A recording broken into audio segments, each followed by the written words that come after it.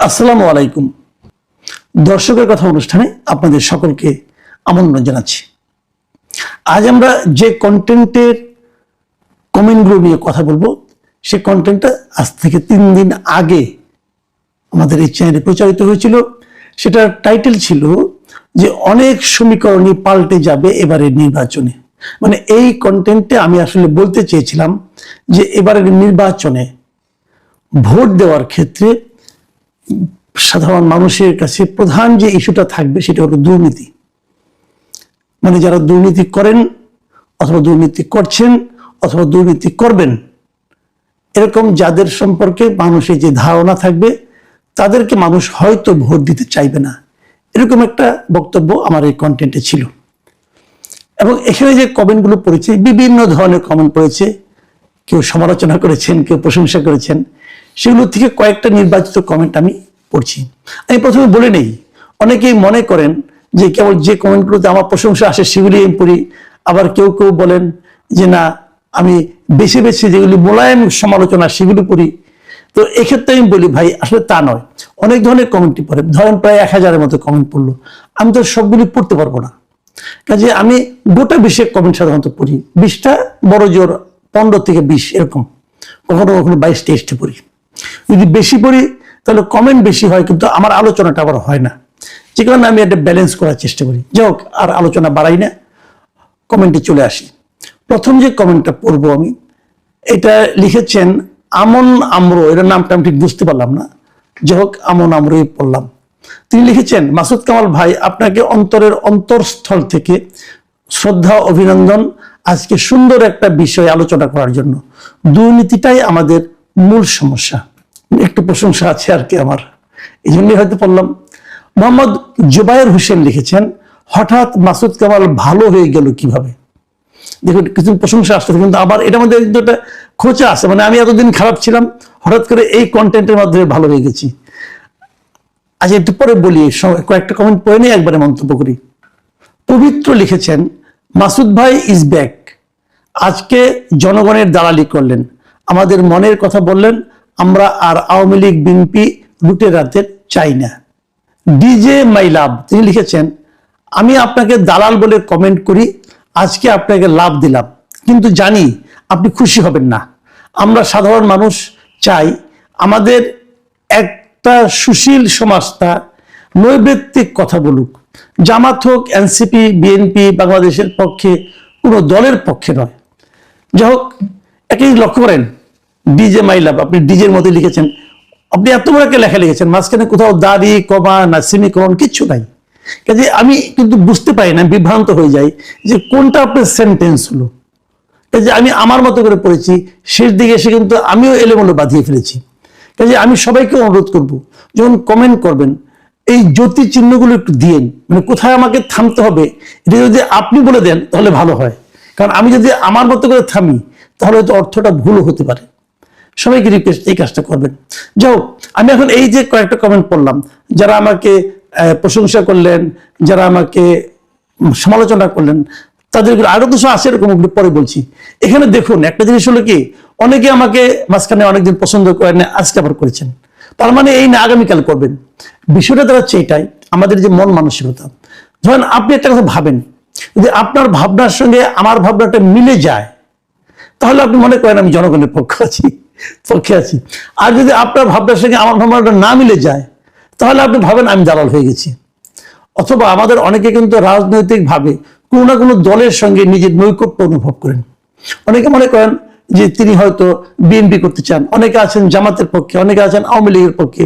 এখন আমার এই বক্তব্যটা যদি জামাতের পক্ষে যায়, অথবা আপনি যদি মনে করেন যে জামাতের পক্ষে গিয়েছি, তাহলে আপনি মনে করেন যে আমি ঠিক আছি। ভাই, আমি আমার জায়গাতে আছি, আমার হিসাবটা আপনারা একটু খেয়াল করার চেষ্টা করেন। আমি কি বলেছি? আমি কোনো দলের লোক না রে ভাই, আমি বেসিক্যালি সাংবাদিক। সাংবাদিকতাই করেছি গত 3.5 দশক ধরে। দোয়া করবেন যেন শেষ পর্যন্ত সাংবাদিক হিসাবেই মরতে পারি। আর আমার কোনো রাজনৈতিক অভিলাষ নাই, আমার কোনো রাজনৈতিক সম্পৃক্ততা নাই কোনো দলের সঙ্গে। আমি যখন যেটা ভালো লাগে সেটাকে ভালো বলি, যেটাকে খারাপ লাগে সেটাকে খারাপ বলি। খারাপ বললে কে কষ্ট পাবেন সেটা আমি তাকাই না, ভালো বললে কে খুশি হবেন সেটাও আমাকে মোটেই স্পর্শ করে না। আমার সম্পর্কে বেশি বলার দরকার নেই, লজ্জাও লাগে, আরেকবার বললাম আর কি। আসেন এর পরের কমেন্টটা যাই। এটা জাকির ভাই লিখেছেন, আমি আপনার কন্টেন্ট নিয়মিত দেখি, কখনো ভালো লাগে আবার কখনো বিরক্ত হয়ে আনসাবস্ক্রাইবও করি, পরে আবার সাবস্ক্রাইব করি, কারণ আপনি মাঝে মাঝে আজাইরা পেঁচালো বলেন, কিন্তু আজকে যে কন্টেন্টটা দিয়েছেন সেটা একদম সাধারণ মানুষের মনের কথা। এই ধরনের কন্টেন্টটি আসলে আপনার সবচেয়ে বেস্ট। তাই আজকের কন্টেন্টের জন্য আমি মন থেকে সত্যি অ্যাপ্রিসিয়েট করতে চাই। আমি আপনাকে বলতে চাই, সবসময় সাধারণ মানুষের কথা বলুন, সাধারণ মানুষের পালস বুঝে কন্টেন্ট তৈরি করুন, তাহলে মানুষ আপনাকে মন থেকে সাপোর্ট করবে। জাকির ভাই, আপনাকে অনেক ধন্যবাদ, আপনার এই বক্তব্যের সঙ্গে আমিও একমত। এম আলী লিখেছেন, মাসুদ কামালের সাথে নিরপেক্ষতাই মানানসই, আশা করি ভবিষ্যতে জনগণের হয়ে নিরপেক্ষ কথা বলবেন।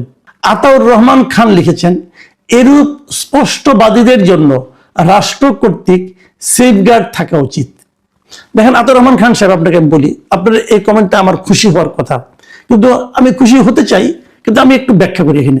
দেখুন, আমার কোনো সেফগার্ড দরকার নাই, যেই স্পষ্টবাদী হোক তার জন্য সেফগার্ড আলাদাভাবে থাকতে হবে কেন? কথাটা হলো, যে কথা বলবে সে কথা বলবে, তার উপরে হুমকিটা আসবে কেন? হুমকি না আসলে সে সেফ। যারা এই ধরনের হুমকি ক্রিয়েট করেন, যারা গালাগালি করেন, যারা তার জীবনকে অতিষ্ঠ করে তুলতে চান, তাদের ব্যাপারে রাষ্ট্র ব্যবস্থা নিক। সেটা কিন্তু আমার জন্য না, সবার জন্যই হোক। আমাকে আলাদাভাবে কোনো সেফটি দেওয়ার দরকার নেই। আমার সেফটি আমি আছি, আল্লাহ আছে, কোনো সমস্যা নেই, হয়ে যাবে। কিন্তু আমার কথা হলো কি, ওই দুষ্ট লোকদের প্রতিহত করা এটা রাষ্ট্রের দায়িত্ব। আলাদাভাবে বাড়তিভাবে আমার জন্য কোনো সেফটির দরকার নেই। শাহিন মোহাম্মদ লিখেছেন, মাসুদ কামাল ভাই, আমি একটি অনুভূতির কথা বলি, এটা প্লিজ একটু মন দিয়ে শুনেন। আমার এরকম প্রবাসী 2-3টা অনুভূতি আছে, 2-3 জনের এক্সপিরিয়েন্স আছে, আপনি একটু শুনেন মন দিয়ে। শাহিন মোহাম্মদ তিনি লিখেছেন, মাসুদ কামাল ভাই, আমি একটি অনুভূতির কথা বলি। আমি একজন প্রবাসী। যখন আমি বাড়িতে ফোন করি, তখন আমার ছোট বাচ্চা, বয়স 5 বছর হবে, তখন সে দাড়িপাল্লার পক্ষে স্লোগান দেয়। হয়তো সে সোশ্যাল মিডিয়া থেকে স্লোগান শিখেছে, কিন্তু সেটা বড় কথা নয়। এর স্লোগান আমার স্ত্রী হতে শুরু করে পরিবারের সবার মধ্যে একটা আবেগ সৃষ্টি করে। আমার পরিবারের মনোভাব দেখে বোঝা যায় তারা দাড়িপাল্লার প্রতি দুর্বল হয়ে গেছে। কিন্তু আমি নিজে বিএনপি করি, বিএনপির ওয়ার্ডের নেতা ছিলাম। এখন আমি কি করি? আমার মত কি তাদের উপর চাপিয়ে দেওয়া উচিত হবে? খেয়াল করেন, এটা হয়তো অনেকে বলবেন যে না ভাই, এই লোকও বিএনপি করে, এই লোকও জামাত করে, এই বিএনপির নাম করে সে জামাতের পক্ষে বলতেছে। ভাই দেখেন, অনেক কিছু হতে পারে, উনি যেটা বলেছেন সেটাকে আমি সত্য মনে করি। আমি ওনাকে বলবো, ভাই আপনার মত আপনি কারো উপর চাপিয়ে দিন না। প্রত্যেকটা মানুষের নিজস্ব একটা মত থাকা উচিত। আপনি যদি বলেন তোমরা এটা করো, চাপাই দিলে সেই মত যে উনি রাখবেন ভোট কেন্দ্রে, যে আপনি জানেন না, কাজে কোনো দরকার নাই। আপনার ভোট আপনি দেন, ওনার ভোট ওনাদেরকে দিতে দেন, সেটাই গণতন্ত্র। একই বাড়ির মধ্যে 5 ধরনের ভোট থাকতে পারে, সেটাই গণতন্ত্র। সবাইকে দল বেঁধে একই মার্কায় ভোট দিতে হবে কেন? আমরা দেখি কার মত টিকে শেষ পর্যন্ত। আচ্ছা, এই একই ধরনের আরেকটা পড়ি আপনাদেরকে। আব্দুর রহিম লিখেছেন, মাসুদ কামাল ভাই কেমন আছেন?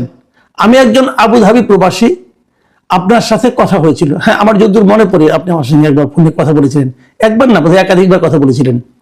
সীতাকুণ্ডতে বাড়ি, আমার একজন প্রবাসী ভাই এখানে আছেন, তার পরিবার নিয়ে থাকেন। শিবিরের লোকজন তার সম্পত্তির দখল নিয়ে নিয়েছে। আমাকে বলতেছে, ভাই আমি এখন কি করব, কোথায় যাব? দেখেন, একটু আগে একজন প্রবাসী বললেন যে তার বাড়িতে তার সন্তান দাড়িপাল্লার পক্ষে স্লোগান দিচ্ছে, তার পরিবারের লোকজন দাড়িপাল্লার প্রতি এক ধরনের আপনার সহানুভূতি প্রকাশ করেছে। আর এখানে আমি কি দেখলাম, আরেকজন প্রবাসী বলতেছেন যে তার আরেকজন প্রবাসীর বাড়ি শিবিরের লোকজন দখল করে নিচ্ছে। তাহলে আমরা আসলে কিন্তু 2 ধরনের চিত্রই দেখছি। জামাতের প্রতি মানুষের যেরকম অনুরাগ দেখছি, সেরকম বিরাগও দেখছি। আমি রহিম ভাইকে বলবো, আপনি আপনার প্রবাসীর কোথায় ঘটনা, কিভাবে ঘটনা, ডিটেল আমাকে জানান, ডিটেল জানান। যদি আমি একটু চেক করে দেখব, যদি সেটা অথেন্টিক হয় আমরা সেটা প্রচার করব। শিবির একদম যে চাঁদাবাজি করছে না তা তো এখন মনে হচ্ছে না, কাজে সেটাও আমাদের কিন্তু প্রচার করা উচিত। আপনি আমাকে পাঠান ভাই। ডিবেট লিখেছেন, অনেক সুন্দর বাস্তবধর্মী আলোচনা করেছেন, অসংখ্য ধন্যবাদ আপনাকে। চাঁদাবাজি কমলে জিনিসপত্রের দাম অনেকটা কমে আসবে। দেশের সকল ভোটারকে এটা বুঝে ভোট দিতে হবে। ফাতিমা ইসলাম লিখেছেন, হাদিয়ার নামে চাঁদাবাজি করে যে জীবন অতিষ্ঠ করে দিল তা নিয়ে তো কিছু বলেন না। ভাই বলবো কিভাবে? এই তো আপনি বললেন, সমস্যা নাই, একজন বললেই তো হলো। কথাটা প্রকাশ হওয়া দিয়ে কথা। আমি যদি আমার চোখের সামনে থাকে আমি বলবো, যদি আমাকে কেউ তথ্য দেয় তাহলে আমি বলবো। আর আমি তো শুনে বানিয়ে বানিয়ে বলতে পারবো না। আপনি জানেন জিনিসটা, আপনি যদি তথ্য প্রমাণ দেন তাহলে সেটা আরো ভালো হয়। জাহিদুল মেনন লিখেছেন, বিএনপি এবং জামায়াত প্রধানের নির্বাচনী হলফনামা একটু বিশ্লেষণ করুন। দুর্নীতির বিরুদ্ধে তাদের লড়াই যে কি পরিমাণ ফাঁকা বলি তা সহজেই বুঝতে পারবেন। দেখুন, ইন্টারেস্টিং কথা কিন্তু, বিএনপি এবং জামাতের দলীয় প্রধানের যে দুর্নীতি বিরোধী বক্তব্য, সেটাকে এই জাহিদুল মেনন সাহেব মনে করছেন এটা একদম ফাঁকা বলি। কাজে যারা এ ধরনের কথা বলছেন তারা একটু কেয়ারফুল হন। মিস আঞ্জিরা বেগম লিখেছেন, এটা একটু ইন্টারেস্টিং, এই জন্য আমি পড়ছি। উনি আবার এটা ইংরেজিতে লিখেছেন, মানে বাংলিশে লিখেছেন, বাংলার কথা ইংরেজিতে লিখেছেন। তিনি লিখেছেন, মাসুদ কামাল ভাই, আমরা সেই পুরনো মাসুদ কামালকে খুঁজে পেলাম। আমরা কোথাও 1 টাকা ঘুষ দিতে রাজি নই। সরকারি পশু হাসপাতালে আমার বিড়াল এর জ্বর মাপতে 20 টাকা ঘুষ দিতে হয়েছে। ঘুষ নিতে ওই ব্যক্তিটি আমার পিছনে পিছনে আমার রিক্সা পর্যন্ত আসছে। ধামরাই, ঢাকা। উনি ধামরাই, ঢাকা থেকে লিখেছেন যে উনি ওনার বিড়ালের জ্বর মাপতে গিয়েছিলেন, 20 টাকা থেকে ঘুষ দিতে। দেখেন ঘটনাটা ছোট, 20 টাকা, কিন্তু এই ঘটনাটা হলো কি মানুষের টেন্ডেন্সিটা বোঝাচ্ছে, মানুষের যে মানসিকতা, ঘুষ নেওয়ার যে মানসিকতা, এটা প্রকাশ করছি। আমি কিন্তু এই ধরনের ঘটনার প্রতিবাদ এবং প্রতিরোধ চাই। এই ছোট ছোট ঘটনায় কিন্তু বড় ঘটনার জন্ম দেয়।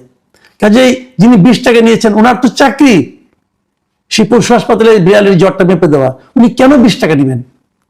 আমি আঞ্জিরা বেগমকে ধন্যবাদ জানাচ্ছি। মোহাম্মদ নাজমুল হুসাইন নান্নু লিখেছেন, মাসুদ কামাল ভাই, আমি বিএনপির সমর্থক হয়েও আপনার কথাগুলো সঠিক মনে করি। টুটুল খান লিখেছেন, জামায়াত জোর গলায় বলছে আমরা চাঁদাবাজি করি না, করতে দেব না, তাই সবাই একবার পরীক্ষা করার জন্য জামায়াতকে ভোট দেন। মোহাম্মদ রফিকুল ইসলাম লিখেছেন, কামাল ভাই, চাঁদাবাজরা সারা জীবনই ফাও খায়। জামাত ক্ষমতায় আসলে এই চাঁদাবাজরা লম্বা দাড়ি রাখতে, পাঞ্জাবি পরবে, টুপি পরবে আর বলবে এতদিন চাঁদা দিয়ে পাপ করেছে, এখন হাদিয়া দাও। এই হাদিয়ার টাকা দিয়ে মসজিদ বানাবো, মাদ্রাসার কাজ করব, এতিমদের খাওয়াবো। এই চাঁদা কখনো শেষ হবে না। মানে ওনার যে বক্তব্যটা, এই বক্তব্যটা কিন্তু আমার জন্য একটু মানে আতঙ্কের ব্যাপার মনে হচ্ছে। উনি বলতে যাচ্ছেন যে যদি জামাতও ক্ষমতায় আসে তবু নাকি চাঁদাবাজি চলবে, তখন সে চাঁদাবাজির নামটা পরিবর্তন হয়ে হাদিয়া হয়ে যাবে। বড় ভয়ঙ্কর কথা কিন্তু। রমজান আলী লিখেছেন, কামাল ভাই, চাঁদা কিছু পুলিশে ভাগ নেয়, পুলিশ যদি ভাগ না নেয়, পুলিশ 24 ঘন্টার মধ্যে চাঁদাবাজি, টেন্ডারবাজি বন্ধ করতে পারবে ইনশাল্লাহ। প্রশাসন সৎ না হলে ওই জাতির দুর্নীতি দূর হবে না। এটা কিন্তু একটা মানে দারুণ কথা বলেছেন উনি, যে আসলে কিন্তু পুলিশ জানে চাঁদাবাজিটা কে করে। পুলিশ যদি ওই টাকা থেকে তাদের ভাগটা না নেয় তাহলে ওনার বক্তব্য যে চাঁদাবাজি দূর করা সম্ভব। আমি শেষ মন্তব্যটা পড়ছি, এটা লিখেছেন নিলয় হোসেন। তিনি লিখেছেন, মাসুদ কামাল ভাই, আমার বাড়ি নোয়াখালী, আমি আওয়ামী লীগ সমর্থক, তাই শেখ হাসিনা যাওয়ার পরে বিএনপির সন্ত্রাসীরা আমার 21% জমি দখল করে ফেলেছে। আমি ভয়ে বাড়িতে যাই না, 16 মাস পালিয়ে বেড়াই, অথচ আমি আওয়ামী লীগের পদধারী কোনো নেতা ছিলাম না। আমার অপরাধ, আমি আওয়ামী লীগ। আপনার কাছে অনুরোধ করছি, আপনি আমার কথাটা টকশোতে তুলে ধরবেন। আমি আপনাকে নিয়মিত ফলো করি, আমি আপনার কাছ থেকে এতটুকু আশা করতেই পারি। ভাই, আমার পুরো ঠিকানা বলতে পারছি না নিরাপত্তার স্বার্থে, তাই দুঃখ প্রকাশ করছি। ভাই, বিএনপি অনেক খারাপ ভাই, বিশ্বাস করেন এরা ক্ষমতায় আসলে দেশে কেমন সৃষ্টি করবে। ভাই প্লিজ, ভাই আমার আপনারা কিছু একটা করেন, অনুরোধ করছি প্লিজ। ভাই, এই যে কমেন্টটা আমার এখানে এসেছি, আমি এই কমেন্টের সত্য মিথ্যা বলতে পারবো না। এই কমেন্টটা আসলে কি বিএনপিকে ডিফেম করার জন্য কিনা তাও জানি না।